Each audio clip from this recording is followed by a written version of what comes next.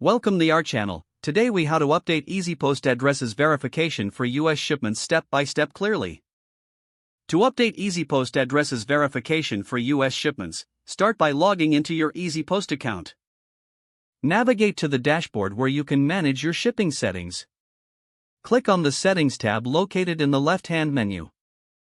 In the Settings menu, find and select Address Verification. Review the current address verification settings displayed on the screen. If necessary, click the Edit button to modify your preferences.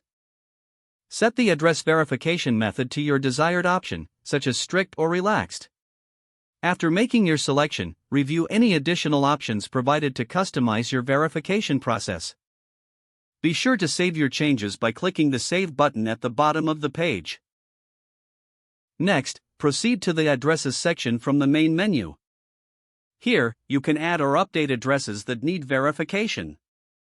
Click on the Add Address button to enter a new address or select an existing one to edit. Fill in all required fields such as name, street address, city, state, and zip code. Once you've entered the address details, click on the Verify Address option. Wait for the system to process the address verification. If the address is verified, a confirmation message will appear. In case the address cannot be verified, review the details for any errors and try again. Repeat the verification process for any additional addresses as needed. Finally, check the overall address list to ensure everything is up to date. Log out of your EasyPost account when finished to secure your information. If the page does not load, refresh the browser or try again in a private or incognito window. Make sure you are using the correct email address, then retype it carefully to avoid small typos. If your password is not accepted, use the Reset option and create a new strong password you can remember. Check your spam folder for verification or security emails, then complete any requested confirmation steps.